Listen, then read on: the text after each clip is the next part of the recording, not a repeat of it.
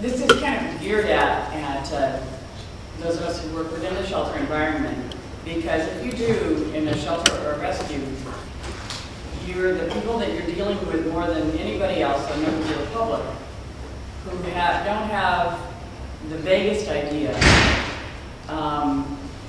anything about behavior evaluation. Most people who are members of the public believe that when you come in to get a dog, that they just kind of come, it's like we were talking about a little earlier, they just kind of come complete, unless they've had a problem dog in the past, in which case they're probably not going to come to you. But they just think that the dog that they're going to get is if they're going to take it home, it's going to be great, it's going to be fine. So you find yourself in a situation where you're trying to explain to somebody that a dog is not being appropriate, that the dog is not always the dog that they want it to be. And goodness knows if it's a problem breed, unless they've had that problem breed before, then they don't know what to expect there either. So, what are some of the problem breeds? Pit bulls. What else? Terriers. Some terriers, for sure. German shepherds. Yeah. Sheepdog. Okay. Chows. Border collies can be. So that means, what are the unproblem breeds? There are none. They all have their problems.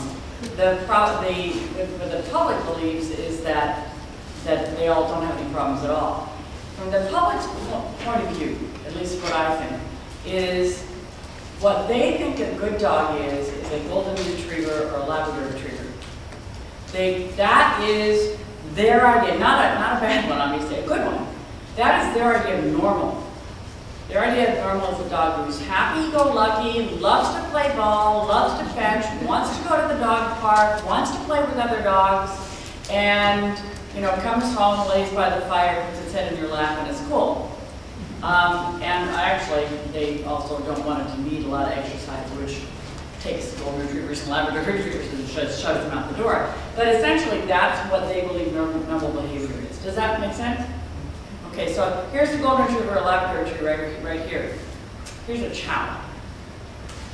No way are they going to act like a golden retriever. And yet, if this is normal behavior, this is what the expectation is. This is what the normal behavior is. All the way through here are all the different behaviors that the dogs might have, one form or another. So, one of the reasons we do behavior evaluations is to tell people that the behaviors of the dogs are normal. They're normal for a terrier, they're normal for a border collie, they're normal for a German shepherd, they're normal for whatever. So you're actually trying to teach people what is a normal behavior, but at the same time, what you're doing is taking the behaviors apart so that you can actually, that's pretty. We started doing behavior evaluations a long time ago. We started doing them about, 10 years ago or something like that. Now, a lot of shelters are doing behavior evaluations, and there are places that there are some. Okay. Yeah. If it does it again, you probably ought to take it outside.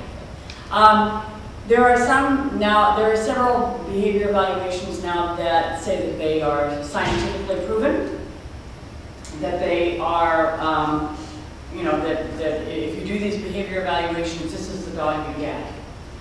And I'm here to say that is absolutely, totally not true. So we were doing about an eval on 2 little puppies yesterday. They're about 3 months old. They just came into the shelter from Lindsay, which is a shelter far, far away. They're very cute. They look like short-legged Irish Terrier mixes. And I think that's probably what they are. So they were so shy that to try to get them out of the run was very difficult. You pick them up, and as you picked them up, they would pee and poop all the way out. Because they're so nervous and they're so shy. And we didn't know this when we got them in. These aren't necessarily the types of dogs we want to bring in, but we brought them in. So we were trying to do an eval of them. Once we got them into the evaluation area, the entire evaluation consisted of sitting on the floor with them, trying to get them to come to the evaluator. And in the end, they did.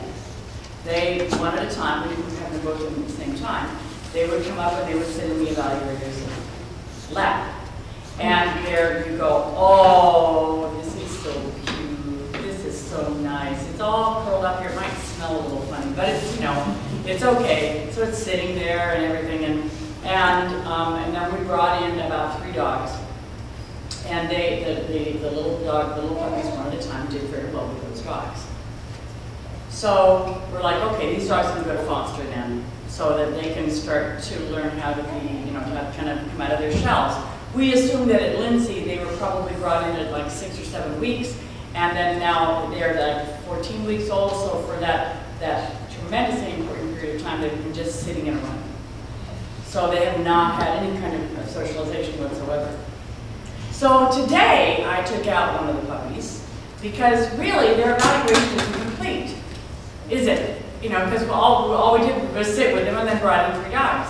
So I brought in one of the pups, I brought it into the same evaluation room. It took her about, let me see, about 3 or 4 minutes to start thinking that maybe I wasn't going to kill her, or she wasn't going to die of exposure, or something like that. And she came and she crawled up into my lap, and I just pet her, and I'm like, oh, she's a really cute little thing, I really like this dog, she's great.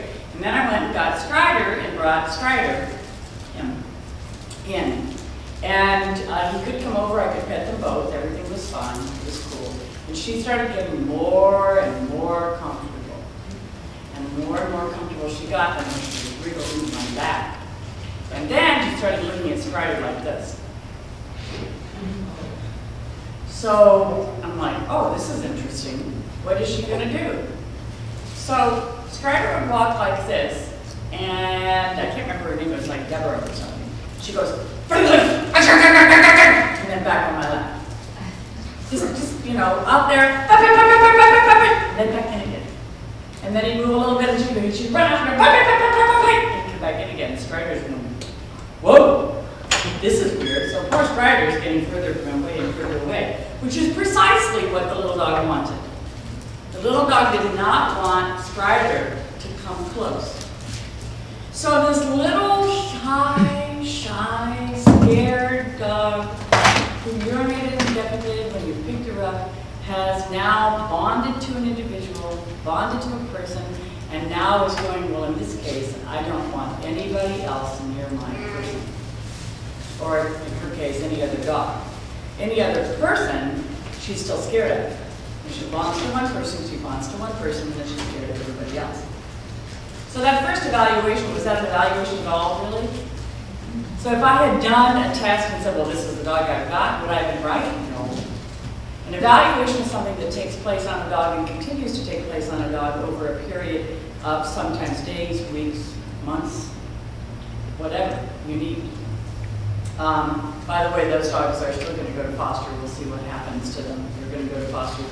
One's going to go to San Quentin, and one's going to go to a home with children, horses, dogs, cats, all kinds of stuff to see whether or not we can flood them. Now, behavior, the normal behavior of a terrier is to do that kind of thing, by the way. I mean, that goes in the terrier persona. It doesn't usually happen at that age, however. You know, that was a little bit early for that kind of thing, and it was all because of the fear. So as far as the dog is concerned, the dog was very terrified, found a nice little place, a little nest where it felt safe, and now it's going to make everybody else go away. And that's what it did. So when you do an evaluation, you are getting a thin slice, a little bit of the whole personality of the dog. Can you imagine being evaluated? I mean, can you imagine somebody taking you into a room and sitting you down and going, okay, I'm going to decide what you're going to be forever, whether you're going to be, you know, a teacher or a fireman or whatever, based on one interview where you're very nervous and you don't know the people that you're dealing with. That's what we do when we do an evaluation.